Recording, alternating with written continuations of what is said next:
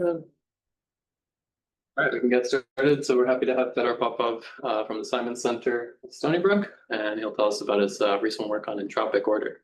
Thank you very much for the invitation. It's a pleasure for me to finally come to UCLA and talk about my two recent papers. Fedor has already this talk 5 times. So I don't know why he's taking notes now. So it's based on the following 2 papers. This one. The first paper, it was written together with Zohar, where we found an interesting QFT that is unitary in existence 3 dimensions, but it has interesting properties that its symmetry, Z2 symmetry, gets broken at all temperatures, at arbitrarily high temperatures.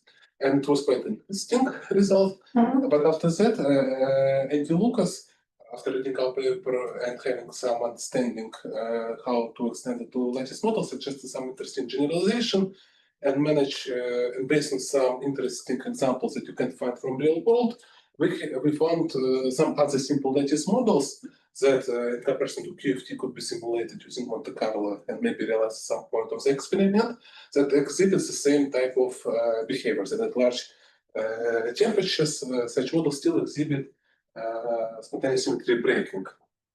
And after that, based on some mathematical results and these real-life experiments in all of these models, we found some general principles that allow us to put all of these phenomena that we observe under one umbrella that we called entropic order. And that's how we decided to title our last paper, and that's how I decided to title this talk. So I will try to answer on this question: how is it possible to have a spontaneous symmetry breaking at arbitrarily high temperature? And to answer on this talk, I will first of all briefly remind you what is spontaneous symmetry breaking is, how it's different from usual degeneracy of your vacuum state.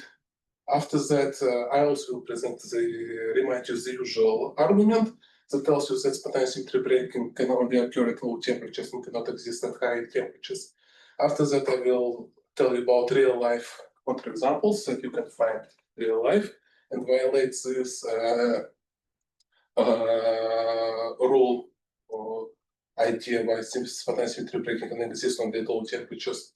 After that, I will give you a very precise theorem that tells you why we should not expect spontaneous symmetry breaking at high temperatures. And this theorem, instead of constraining us, will point us a loophole how to construct such a system where we can have spontaneous symmetry breaking at very high temperature. And at the end, based on all of these ideas, I will present you some simple models where you can clearly see the appearance of spontaneous symmetry breaking at arbitrarily high temperature. And throughout the talk, if you have any question, please interrupt me, and I will be very happy to explain all the details. So let me start with a reminder what is SSB, spontaneous symmetry breaking. And for that, and why we should care about it. And for that, I should remind you how people assign different phases of matter. So we know that if you take H2 molecules, they interact in some particular way, but sometimes they interact in a completely different way. Sometimes the interaction becomes so strong that they form solid, or sometimes they interact so much and they form a liquid or gaseous state. They look completely different, but people didn't know how to differentiate one phase from another until Pierre Curie discovered spontaneous symmetry breaking. So he just studied what happens with a piece of metal as you cool it down, and suddenly he found out that such a piece of metal becomes suddenly a magnet.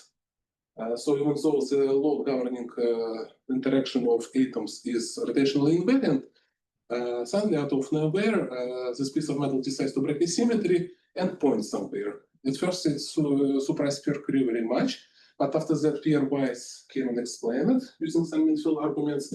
And later on, Landau, first of all, he noticed that when this transition happens, usually phase transition also occurs in the metal. Then he said that to each phase of your matter, we should assign different spontaneous symmetry break. So if you have some model, you have some fundamental symmetry G of this model, and it breaks down to some symmetry H, say that your state respects not the full symmetry, but some subgroup of the symmetry GH, then we say that it corresponds to a particular phase. And now, if some changing external parameters, we change the symmetry group of the state H, we say that we have a phase transition. And this Landau paradigm became so powerful that people now even try to generalize the idea of what symmetry is to incorporate newly discovered phase transitions. For instance, confinement deconfinement transition like Polyakov to creation of so-called center symmetry. Okay, and so if we want to understand what phases for matter can exist under different conditions, we need to answer on the question what kind of SSB can survive with these given external conditions. And one SSB that people are, I believe, mostly worried about these days is potential breaking associated with superconductors. We know that superconductors exist because of, say, break U1 symmetry. And if we're able to construct a superconductor that can exist at arbitrarily high temperatures, it means that we manage to construct potential breaking that persists at very arbitrarily high temperature. And hence, by answering the question, does this possible to have potential breaking at high temperature, we can answer the question whether we can have superconductors at high temperature, maybe have free electricity. So it's a very relevant question. Okay, so now let us study how SSB depends on temperature, because of its one of the universal parameters that share all models that we study them how they behave at different temperature. And usually it's argued that at low temperatures, this H is equal to G, goes to 0. So it breaks all of the symmetry. And at high temperatures, plus infinity, H is equal to 0. So at high temperatures, we expect that all symmetries gets preserved. It follows from our everyday observations that if you heat up ice, it starts to melt. So ice breaks translational symmetry down to some discrete subgroup. Once we heat it up, it melts and it becomes again respectful translational symmetry. And if you take a magnet and heat it up, for instance, you put next to motor of your refrigerator, it loses its property and falls down. So the usual argument for that is the following: that let us consider some model, and let us consider that it has some symmetry Z2. So, and assume that we have some parameter M that is odd under the atom of Z2. And the energy spectrum of this model has the following shape. That as a function of M, it's first of all symmetric when you go M to minus M. But the potential has the following form. Even though I drew a little bit asymmetric, actually it's symmetric. It's very okay.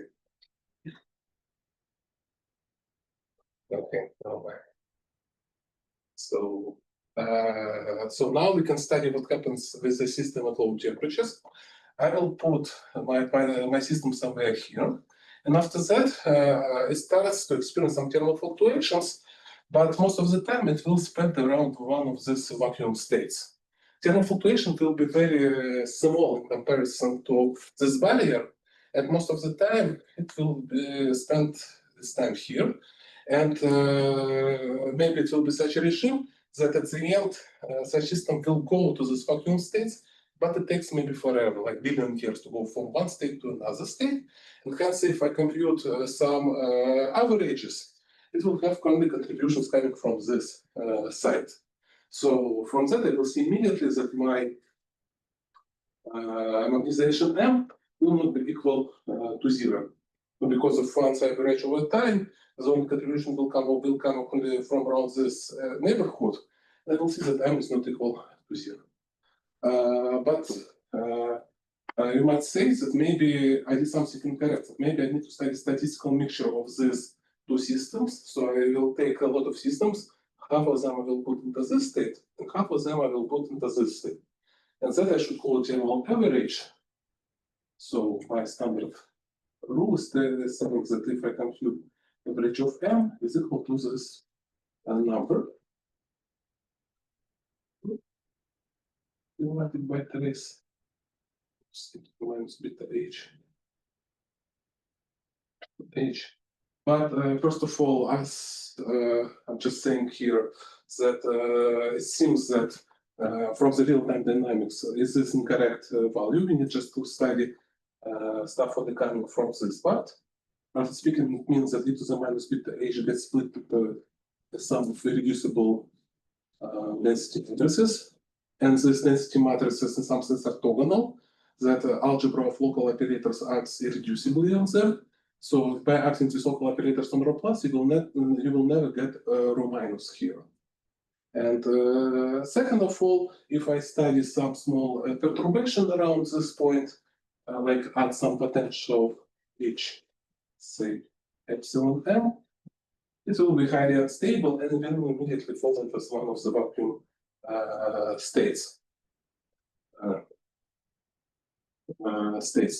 Hence, to understand whether my system has potentiosymmetry breaking or not, I need to study what's happening if I slightly perturb my symmetry by either this perturbation that I will call the Bogoliubov approach,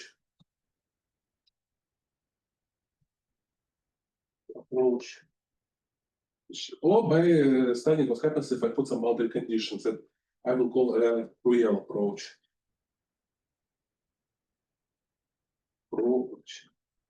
And so, as you can see from these definitions, potentiosymmetry breaking is different from just having multiple vacuum. It means that this vacuum gets separated into two different universes, where they do not talk to each other. That local operators can never map one universe to another universe.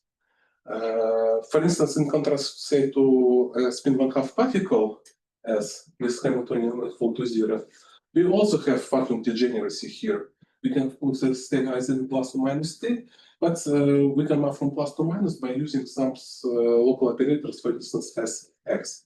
So it makes a difference from this stuff. So you see that potentiosymmetry breaking is something more about that is just splitting into two different universes. And to diagnose whether we have potentiosymmetry breaking or not, we need either small slightly perturbed or add some boundary conditions here.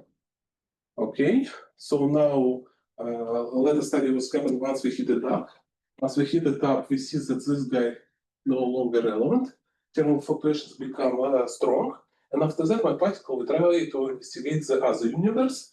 And hence, I will expect that now this rho plus and rho minus doesn't get separated. Now I can have local operators map from rho plus to rho minus. And hence, I will see that I should be averaged and I will get 0.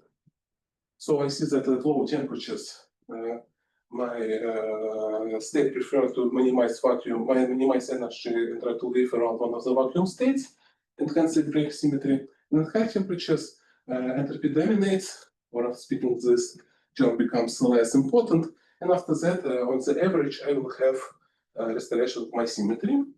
And it seems to be a very nice argument because of it aligns with our expectations from real life expectations. But actually, nature is much more complicated and has some counterexamples to this rule. So let me provide you with two counterexamples. The first one is quite simple. You can just go to Amazon right now and try to order Rochelle salt. It's just some drugs that people use for medicine. I will not tell you how they use it, but it has very interesting properties that if you study magnetization of the thing as a function of temperature, it has the following behavior. That around 20 Celsius, minus 20 Celsius, up to 30 Celsius, the magnetization is actually non-zero. So we see that at low temperatures, it actually tries to preserve all the symmetries, but around 0 Celsius, it suddenly decides to break its symmetry and have non-zero magnetization. But miracle does not happen. This thing does not extend to infinity. It ceases to be magnetized around 30 Celsius.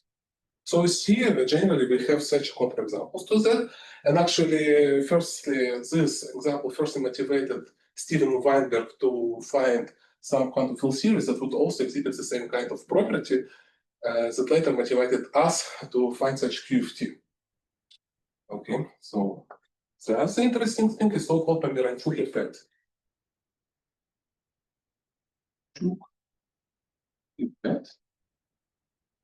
So for that, you cannot go to Amazon and order this material. You need to find some special supplier. You need a lithium helium-3. helium-3. After that, you put under high pressure, namely 10 to the 5 atmospheres, and you study a phase diagram of that thing.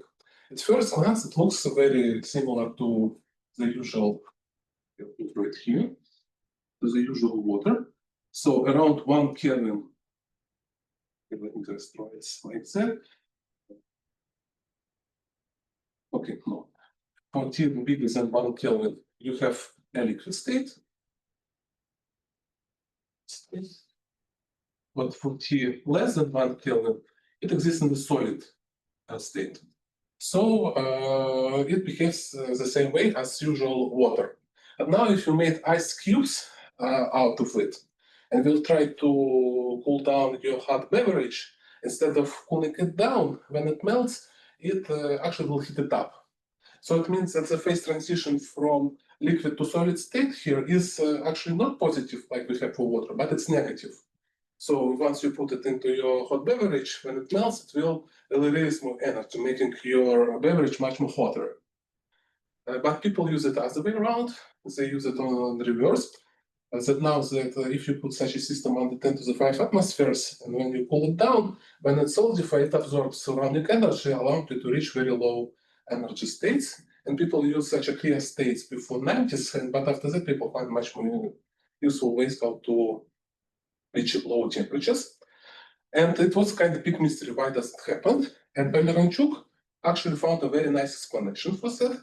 He conjectured that if you study the properties of your phases as a function of temperature, then the liquid phase will have a low entropy than the solid phase.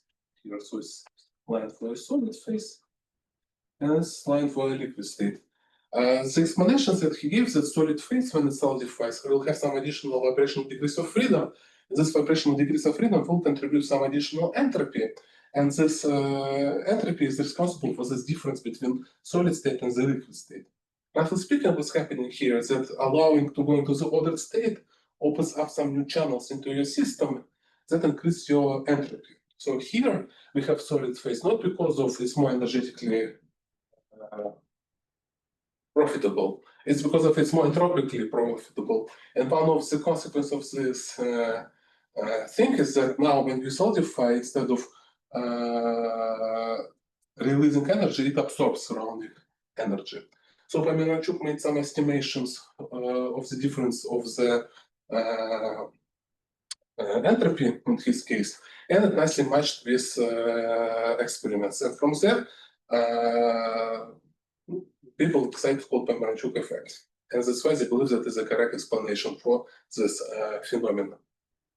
Okay, so we see that we have some counterexamples to this paradigm that I described here. So let us try to find where we can break our understanding, where actually a loophole. And for that, let me try to state the following mathematical theorem that actually sharply tells you why we expect that at very high temperatures, when beta goes to 0, we must have restoration of symmetry. Roughly speaking, the main issues that we had here is that I assume silently that I can take limit beta goes to 0. That roughly speaking here I can replace it with minus beta h with 1, and after that this limit smooth and it exists here. But I was very maybe fast or very physical here and didn't provide you precise arguments why it's true. But before that, Robert Dobrushin, who was a Russian mathematician, so invited Russian mathematician, actually decided to prove the statement very carefully, and he managed to prove the following theorem. So assume that you have some lattice model lambda, such that first of all it's Hamiltonian isolocal. And second of all, the dimension of this Hilbert space of this thing is finite. So if you take any sublattice of your system, the corresponding dimension of Hilbert space is always finite. Then he managed to prove that there exists some point beta is a beta star, such that if you put some boundary conditions on lambda, Wait, can I just clarify? Lambda itself has to be like a finite thing, or only finite sublattices of lambda? no, if it's finite sublattice of lambda, well, first of all, I assume that lambda is finite, but Is it lambda is fine? finite and big. And second of all, each lambda is local, and dimension of the Hilbert space is finite. Yes. Sorry, about finite volumes, you don't expect symmetry breaking anyway, right? Yes. So, Yes, exactly. But it's not the theorem what it says about C. okay. So I need to state the final step, and after that it will. So now, if you put some boundary conditions on lambda, we can study the following thing. Oh, lambda is a plus here. So it means that on the boundary of lambda, I put some boundary condition plus. Then, if I take limit lambda goes to infinity,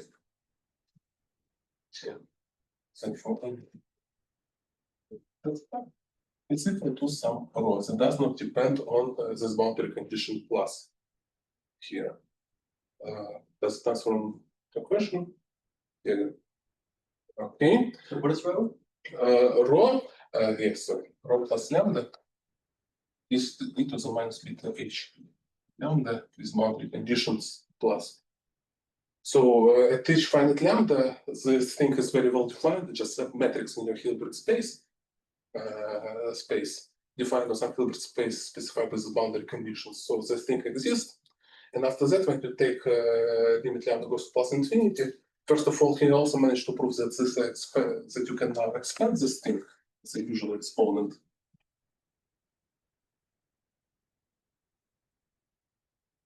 Factorial. You're saying it converges everywhere. Yeah, converges everywhere, and a nice approximation. So before you cannot claim that because of it could be some issues. But here for beta less and beta star, you can expand it as converges in some strong way. And after that, it does not depend on the boundary conditions. Yeah. And from that, we immediately conclude that for beta less and beta star, we must have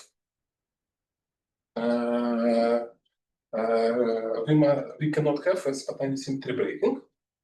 It just follows directly from the real definition. Namely, let me consider what's happening when I compute some odd one-point function phi. So when I compute it, I need to compute like trace phi, rho plus lambda. Now let's say what's happening once I take lambda to infinity. So once I take lambda to infinity, I get that f plus lambda is equal to trace phi rho. And it should be equal to phi minus lambda. Oops, let's do phi plus. So it must be equal to phi minus. But obviously phi plus must equal to phi minus. And hence I must say that phi plus is equal to phi minus is equal to 0. So from that I see immediately that for beta larger than beta star, or less than beta star, I cannot have a spontaneous symmetry breaking. Wait, how did you? What was by my? So you obviously assume that you have some operator C that implements your symmetry. Sure. So it maps C phi to C minus 1 to minus phi. Obviously, it also maps rho plus lambda C minus 1 to rho minus lambda. Oh, you already put in some explicit breaking. What? No. The Sorry. boundary, the boundary. Oh, the boundary condition. Boundary Right. conditions, It's part of Yes, the yes. theorem in the statement that in this regime, this expansion doesn't depend on the boundary. Yes. Roughly speaking, this plus disappears. Yeah. Here, that contribution from the boundary starts become very irrelevant, and hence it can converge just to unique state. Right. So, for instance, in the United States, this theorem is not called Dobrushin's theorem; it's called the Gibbs uniqueness theorem. So, if you come from Soviet Union, it's usually called Dobrushin's theorem. If you come from the United States, it's called Gibbs uniqueness theorem. I think Gibbs is older than the Soviet Union. Yeah, Gibbs doesn't have anything to do with that. By the precise that it's Gibbs distribution, that's all. But roughly speaking, uniqueness theorem tells you that it doesn't depend on the boundary condition, it's unique. Yeah, and from this uniqueness and from this argument, It doesn't matter how complicated the symmetry is, or could be very No, roughly speaking, I will just explain to you how it's proven. It's much more simple statement. And I will after that I will immediately go to my example. So it's not something supernatural theorem, it's just statements that your high temperature expansion holds. That, for instance, consider some Ising model.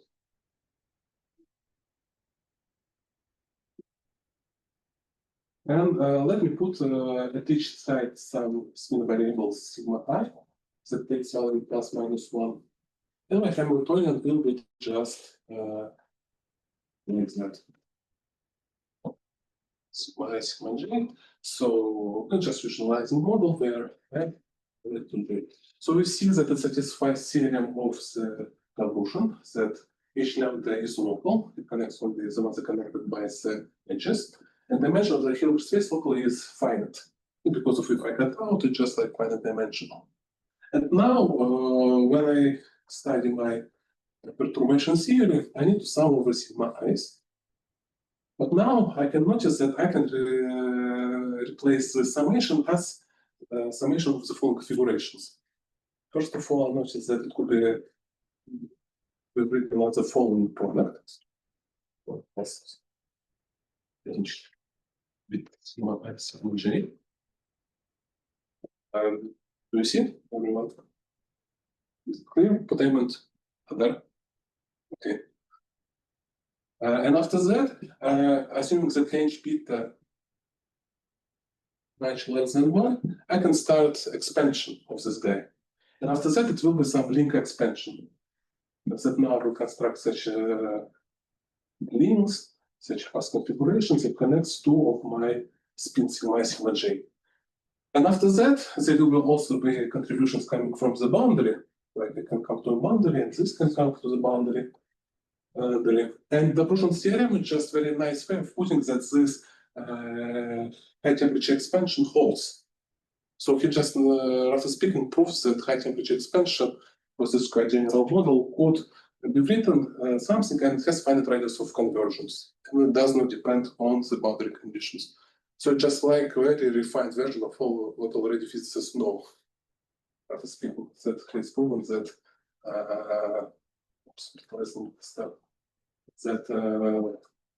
this high temperature expansion holds and it's very nice. That it doesn't have any issues here. That the radius convergence, so this is not zero, it's finite here. So it seems now we are doomed that we cannot have spontaneous symmetry breaking at arbitrary high temperatures. But here we see that we made a very big assumption about our structure of our system. That we assume that it locally has a finite dimensional Hilbert space. And for toy models, it's a good approximation. But in real life, we know that sometimes system might have an infinite dimensional Hilbert space. Just take a one single atom of hydrogen, and we know that it affords infinite number of states there. Therefore, maybe physically, we can also state that some of the degrees of freedom actually are infinite. And for instance, instead of just going into some theorizing, let me provide you an explicit model where we will have immediately violation of the Bruchon's theorem and immediately we'll have spontaneous symmetry breaking at arbitrary high temperatures. For that, I will use the same Ising models that I wrote here. But now, along each edge, I will introduce some Platonic variable Nij. That takes value from 0 to infinity. Along edges. Yes, I will write now Hamiltonian thing. And this Nij will control me the interaction between my neighboring spins. So H now will have the following form. This A plus beta Nij multiplied by sigma I sigma j minus 1. And now I will sum over Nij, sigma I, sigma j. So roughly speaking, we have sigma I setting for plus minus 1, and we have some Nijs that controls the interaction between my neighboring spins. So we see immediately that the Bruch's theorems doesn't hold for the system because of Nij is infinite now. What is breaking here is that when I will expand it here, roughly speaking, and the first order of perturbation theory, now I will have some over Nij here. And the sum now breaks. Now my high temperature expansion no longer holds here immediately. Hence, I don't have high temperature expansion, and hence I don't have this argument by Dobrushin. So you see how it's this theorem gets violated. Why is it violated now at large temperatures? What happened? Because of here, after speaking, we will have terms Nij. And when I will sum of this Nij, just infinite, right? Because of, for instance, if I compute first order correction, assuming that beta is small, I will just say that it's equal to the sum over n from 0 to infinity, and it's infinite. So suggesting that my high temperature expansion no longer holds. You need to have like infinite dimensional Hilbert space on all edges, or like if you put just one impurity with an infinite dimensional, No, is that not enough to break? it's not enough, yes. But The bulk phase. yes. But from that we see immediately that Dobrushin theorem violates it. But also the system is very simple that I can now completely solve this theorem. Namely, let me study the partition function of that thing.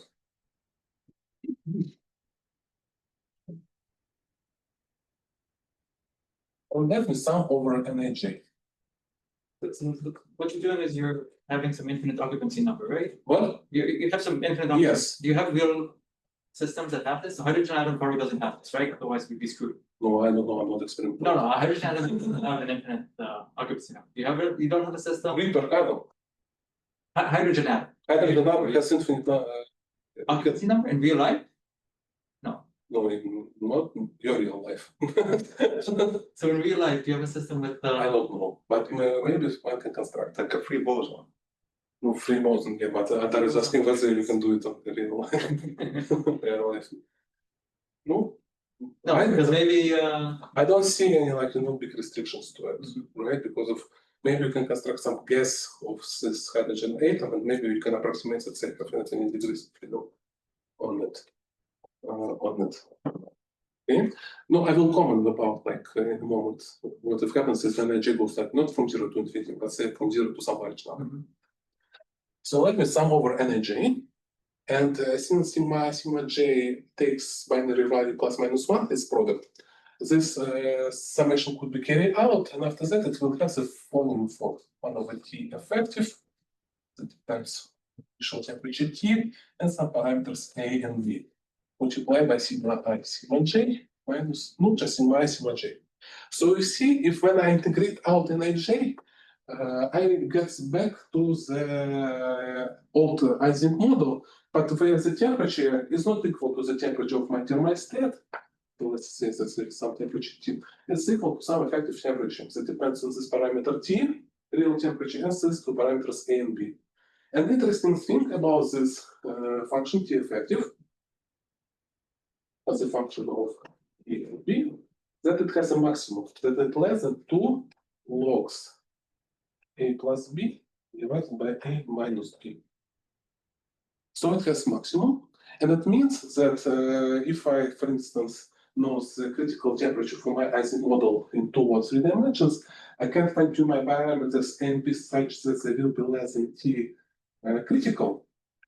And hence, this sigma j will never feel very high temperature. They will always feel low temperatures, and hence I must conclude that such a system for this range of parameters will always exhibit spontaneous symmetry breaking, because of sigma j will not experience such a high temperatures. By the way, it's clear how it went from this line to this line.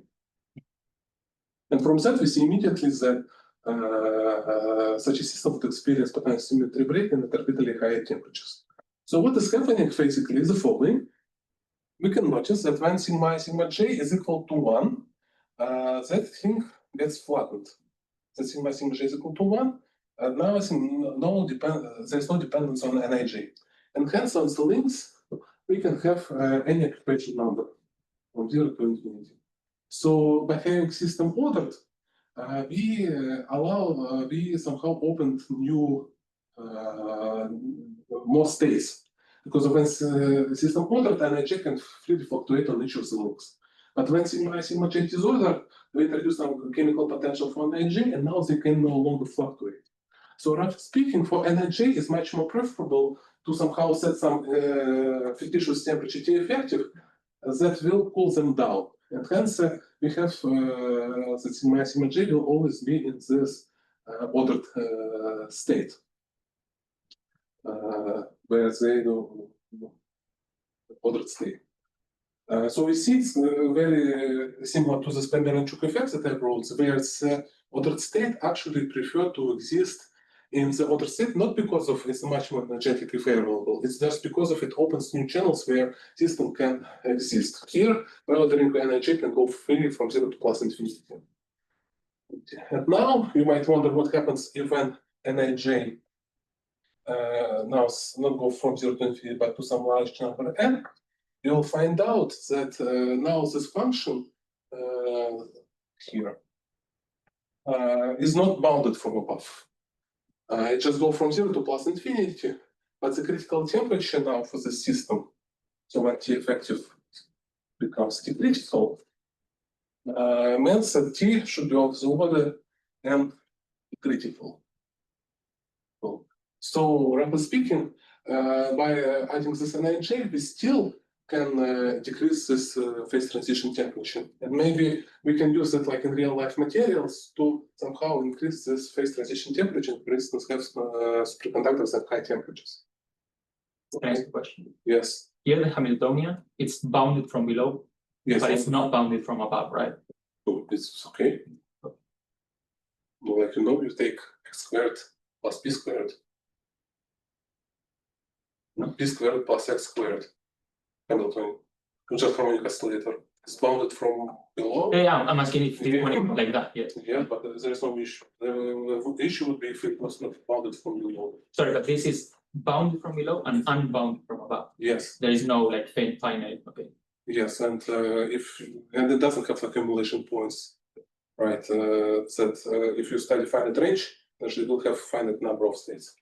So it's healthy Hamiltonian, like it can exist without any issues. On that point, presumably Grushin's theorem holds for the bounded Hamiltonian case. Yes, it will hold it. No, I think that's what I said, that if Nij less than n, then No, I'm saying you have infinite on-site, infinite number of states, but the terms are bounded both above and below. So energy density is bounded, then I think the Grushin theorem will still hold. maybe. I think it's still here, the energy density is finite. No? Okay. Okay. Could I also say that like a bulk degree of freedom gets frozen on a domain wall or something? That's kind of like the converse of it being freed up when there's order. On a domain wall, like the n gets pinned to very small values. If you formed a domain wall between like all spins up and all spins down, Yes. then n presumably would be very close to 0. Yes, exactly. So that's why they do not want to have domain walls. They want everything to be flattened. Because of in this case, Nij can freely fluctuate from 0 to plus infinity. To comment on what Brian was saying, here of course the Hamiltonian is unbounded, but if you replace n by say tanh n, Yes. then you could still have an infinite Hilbert space, but the Hamiltonian would be bounded. Yes, but after that you will have accumulation point. I think this would be an issue. This is an issue. I think in this case, your partition function just explodes. That's like hydrogen, isn't it? Yeah.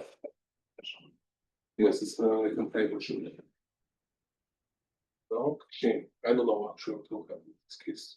What happens with hydrogen case at high temperature? I don't know. Okay, Yeah, you run out of an energy to put into the system. I see. Okay. Yeah. So describe as some different ensemble. Okay. So maybe it's In hydrogen, imagine you ionize. I think if you have a lattice, You ionize. Yeah, okay. but if you have a lattice of sort of ideal hydrogens that bring ionized, then I think it's fine to use the Gibbs ensemble, but I think the Grushin theorem will hold. Okay. Okay. So now let me give you another example. Like here, in rough speaking, you might complain that Nij didn't feel the presence of Z2. So let me give you some other example. So let's consider again a lattice, dimensional lattice. Lattice. But at each side now, instead of having spin sigma I equal plus minus 1, I will just have one degree of freedom going from 0 to plus infinity. Let's go from 1 plus infinity. And I will introduce the following Hamiltonian. That Hamiltonian has the following form, has chemical potential for my occupation numbers Ni, and there is also interaction between those two neighboring sides. That has the following Ni, J, with some potential like that. So I take this number Ni, I raise to the power of A, and after that I multiply, and this will be contribution to my energy, and the strength of this interaction will be U.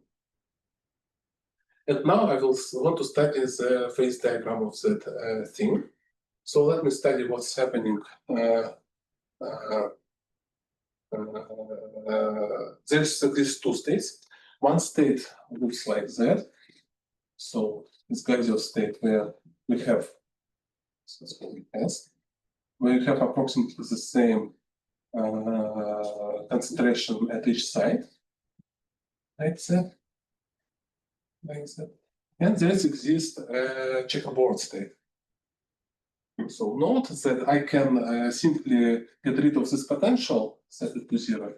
If I will put a checkerboard state, or I will put here some number of particles, here I remove it, here I remove it, here I put some particle, here. Okay. No. Here I put some particles, here I remove it, here I remove it, put it. Okay. Put it, remove. Oh, okay, what's the idea? We will not suffer anymore from that. So this case, this potential U will not affect us. And now the only thing that matters is this contribution, but now you see that they can freely fluctuate at each occupied side. Now let's study, so let's call it checkerboard. Work state. So let's assume that the volume of my lattice is V, so it's L squared. And let us compute the contribution to the partition function at high temperatures. Let's start with checkerboard case. For that, for temperatures, for that we expect that all of these white dots will get occupied, and because of the potential here does not depend on the rest, they will freely fluctuate. And on average, we have at each side T over U states. And hence, I can estimate that contribution to the partition function from this checkerboard state has the following for T over U to the power of volume over 2. And after that, if you do the same estimation for gaseous state, now the main contribution will come not from this part, but from this part. And now I will demand that this thing should be of the order temperature. So you multiply by n to the power of 2a, and is the mean kind of equation number at each side. Then it should be of the order temperature. Then I will get that my contribution to the partition function here has the following forms: T to the power of U raised to the volume of V. Now we can occupy all of the states, but now since we because of this relation, we have divided by 2a. And hence, I expect for a more than 1, the contribution from the checkerboard state will dominate for large temperature T. Because of this T will scale like V over 2, this will scale like, say, V over 4, and hence this will win. And hence, I expect that checkerboard state will win, and that will be my state at high temperatures. And you can see immediately that it exhibits some spontaneous breaking, namely shift symmetry was broken, or that this checkerboard state, I can pick two checkerboard states. I can say this guy is filled or this guy is empty. By picking this condition, I break some C2 symmetry. More of speaking, I break shift C2 symmetry. And hence, I expect that at T goes to plus infinity, C2 is broken. And T goes to 0, the thought is restored.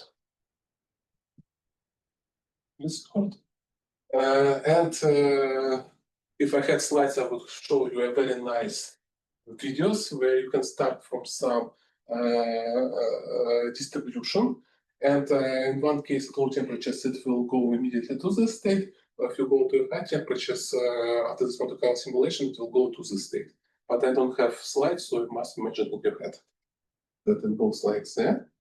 And quite interesting that now if I set that N node goes to high temperatures, N is bounded, that N goes from 0 to some large number N, I will see that the phase diagram of that thing will remind you the phase diagram of the Rochelle salt. That here at so there will be some other parameter, namely the number of white cells what minus given. And I will see that my other parameter also will have the same property as the Rochelle salt. So at low temperature C2 is respected. The intermediate region C2 is broken, but after that it's get restored with very high temperature T. Because if N goes from 0 to N, we have the Bruchon theorem, and it must get respected here. So it reminds you of Rochelle salt, and now if you look how they try to explain this type of behavior in this theory of Rochelle salt, you will find that it's similar to this explanation. But instead of using like this lattice, they just say that there is these two states, like plus or minus, and they interact in a particular similar way.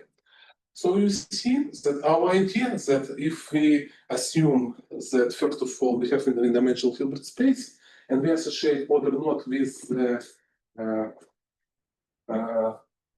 energetic states, but with entropic states, we can have for free as potential breaking at arbitrary high temperatures. So it's open. So that's how we develop an idea of entropic order. No. Oops. Where order associated not with energetic state, but with entropy. But having order, we have more states, the number of states of, let's call it ordered state. Disordered state, and by somehow having ordered state, we have more disordered states than ordered states. Rho here symbolizes a number of ordered states and number of disordered states, and we will say that we have entropic order if number of ordered states is much bigger than the number of disordered states. So, for instance, we have such thing is because of when we have ordered Nij can occupy more numbers. Here, when we have checkerboard states and Nih occupy cells can freely fluctuate. So it seems like a quite general argument. Also for range effect, it's exactly the same type of phenomenon that the density, not the density, well, entropy of the ordered state is bigger than the entropy of disordered state. Hence, we get the idea that we have, along with energetic order that I introduced at the beginning, we also have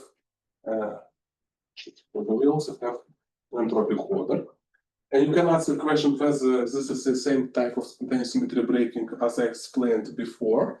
The local operators cannot map from one state to another state, and it seems to be true. And here the explanation is not because of its thermal fluctuation suppressing you going from one ordered state to the other state. It's just thermal fluctuations are free here, but it takes almost forever steps to go from one ordered state to another ordered state. So, for instance, here to go from ordered state where you have alternating checkerboard state, you need first of all remove all particles from all the field state. You can here have a lot of number of them, also the temperature T. So you can have also 100 of them, and then build up a new skyscraper here. So you see in comparison to energetic order where thermal fluctuations suppresses you going from one order state to another state. And entropic order, what suppresses you is the number of steps, and they goes to infinity and will become less and less probable. So in this sense, entropic order is the same type of spontaneous symmetry breaking as this energetic order. And so in the last 10 minutes, let me present you this quantum field theory model and show how it's related to this lattice models.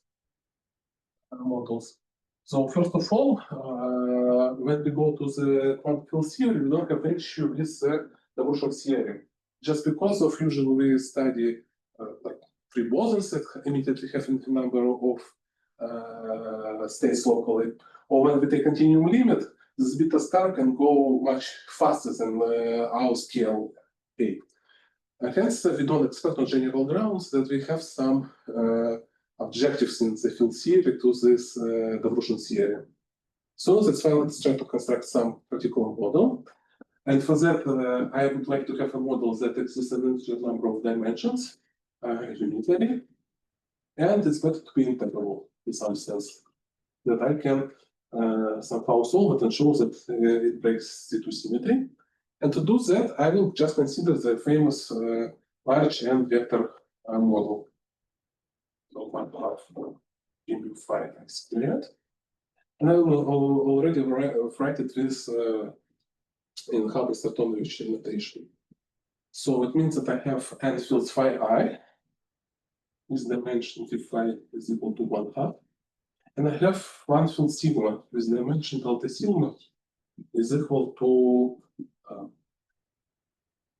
2. We know that at finite temperature T, one symmetry is preserved, so phi I is equal to 0 at finite temperature beta, but sigma acquires a non-trivial condensate. It becomes equal to log square of 5 plus 1 over 2 divided by beta squared, so it's called 1 over beta. And now, having this model, let us try to. So this in large n or? Yeah, I do it in large n. No, I will take like n to be very large, but not infinite. So, let me modify a little bit this model. And to do that, I will just add on top of this free scalar field. And for a while, it seems to be a very boring model. I will add additionally the following interaction: 1/2 sigma psi squared T. And now T starts to fall, and T can up into 3 different values. It can add up at value T is equal 1, and then from having ON model, we just flew to ON plus 1 model. No, and it's again boring, it just falls again the same. It actually just exactly coincides with what I have written. And you can go to T is equal to 0. So in this case, we just have ON plus free scalar. So it's again boring. But there exists some non-trivial additional point, T is equal to -1,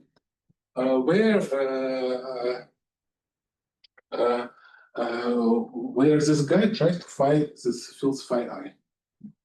So we have additional new model that has the following form: just 1/2 mu phi I squared plus 1/2 mu psi squared plus 1/2 sigma phi I squared minus psi squared. So in some sense it looks like one model, but whereas the target space target space is not sphere, but anti-de-Sitter, not de-Sitter. So if you look what the sigma contains now, it tells you that phi squared minus psi squared is equal to constant. And hence it will be like usual linear sigma model, but on a de-Sitter. And this has the property that it has an infinite volume in comparison to the sphere. So let me study what's happening when I put the system at finite temperature. So the Hamiltonian is still bound from below? Yes. It's because of, I didn't write here, that there will be additional term. The 6. Okay, and just time wasn't here. Just you need to write 2 beta function equations, one for T, one for G star. And after that, you can easily solve for T, and after that, you can also easily solve for G star. And after that, it will be just some value. G star is marginal irrelevant? No, in the large end, yes. So it will return some fixed point. Now we can study how it behaves at large N. And using usual approaches of large N models, we expect that phi I and psi gets condensate, and sigma also get condensated. But if you write down saddle point equation, you will find out that the equation has the following form. It follows from minimization of the condensate phi and psi. And after that, you also have an equation of the following sort, that 1 over minus delta plus sigma must be equal to psi squared minus phi squared, let's call it phi. If you have questions how I derive it, I can explain to you in less than 4 minutes, but running out of time. Just usual version approximation. So just integrate out fields phi I, get effective action in terms of sigma field, and it's condensate psi and phi. And after that, you see that if I plug sigma to be some non-zero value, psi will become non-zero, and after that, it violates this equation. Hence, I must set sigma to be 0, and after that, What's delta? delta is Laplacian. School books. Okay, so starting from that, when I integrate out phi I will get raised log minus delta plus sigma psi squared minus phi squared. And then when I with respect to sigma, I will get that equation. Hence, I must set sigma to be equal to 0, and psi will get some value. Phi must be equal to 0 because of, according to the common Wagner's theorem at 3 dimensions, finite temperature cannot have a breaking of one symmetry, but psi can acquire some non-zero value. Say it's psi star. Then, if I remember correctly, we have like 1 little bit to the power 1/2. And you see that originally this model has the two symmetries. It sends psi to minus psi, but this condensate explicitly breaks that symmetry. And hence we have spadine symmetry breaking at arbitrarily high temperatures. So it's equal to 0 for any bit of the 0. But we can fall from the fact that we study CFT here to the fixed point, and with CFT we know as soon as we have some temperature spadine symmetry breaking, it must persist at all temperatures. And now let me. Okay, so Yes. this is a little suspicious because it's not UV complete, so I cannot really go to arbitrarily high temperatures, right? Well, it's CFT. No, it's a 60. Like that's that. It's CFT appeal to the fixed point. The functions are equal to 0, and CFT I can define for any energy scale. So, like, is it reliable? Because you're doing finite n, so I don't know if you can. Finite large N. Yes. So let's pick n equal to medium. G star has a fixed point, right? G star is equal to some fixed point. It's not irrelevant. Yes, it's not We're relevant. worried about it being irrelevant. Even if it were irrelevant, it's not obviously a problem, but if it has us to. Yeah, it starts to flow because of you have some diagrams involving size. And after that, it flows to some fixed point.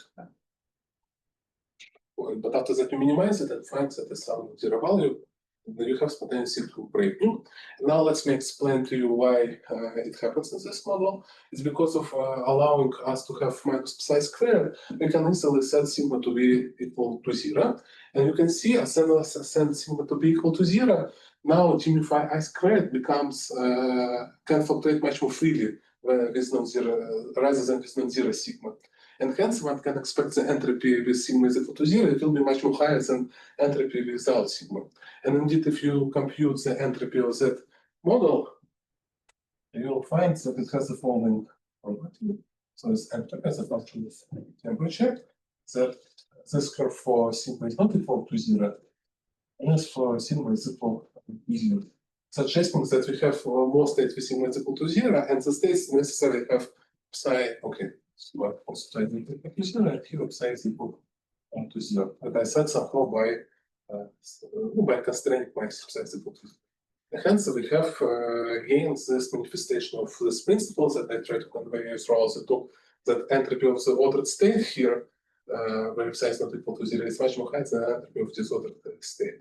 And it seems that we need to enlarge our notions that sometimes order could be associated not only with energy, but with entropic factors. And when we impose these entropic factors, we immediately can have spinal symmetry breakings that persist at very high temperatures.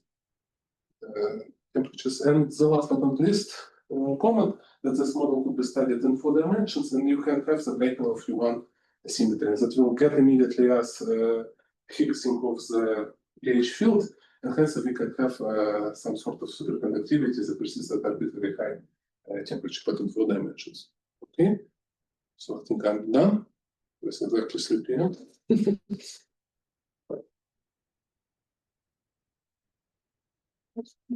Question, I'll be happy to answer. Yeah, I mean, just because you mentioned it, like, is there a difference, qualitative difference when you have Higgsing versus SSP? No, you can study the same type of model in 4D, and you'll still see that now we have the solutions there. But now you have the issue that it's not UV complete, as Diego pointed out. Sure. That now I can realize that there is some phase transition, but it will be also out of the Landau pole here. Mhm. Yeah, so it's still large, but not infinite. Oh, large, yes. Yes, sorry. I just wanted to ask you if, so you use large N just so that you can have some control over the. Yes, right? exactly. It's not like you're getting the entropy from N being. No, it's just because of I have like analytic control now that I can study this model because of like Entropic coupled theory. What control do you have? I say epsilon expansion, Right. all and epsilon expansion immediate brings you traples. But here's like Shem seems to be legit. No, and also like what people are actually trying to study this model using functional approach. There's of course some questions how this functional approach reliable or not. But people claim that if you study the same model and put n is equal to 17, it will exactly follow this type of behavior. So maybe it's true. Mhm. Yeah.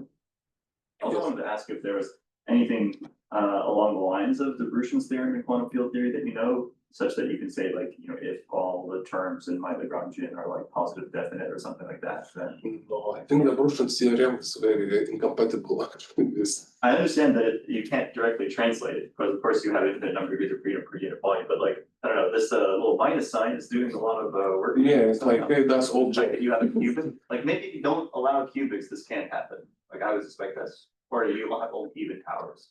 No, I don't know how to translate it. It sounds like an interesting question, but the Brushin's theorem is some sort of about strong Kaplan expansion. And strong Kaplan expansion usually not about QFT, right? It's about lattice. But then this could be about small thermal circle expansion in lower dimensional theory. So you could talk about it in terms of QFT, I think. Maybe I would be happy to see some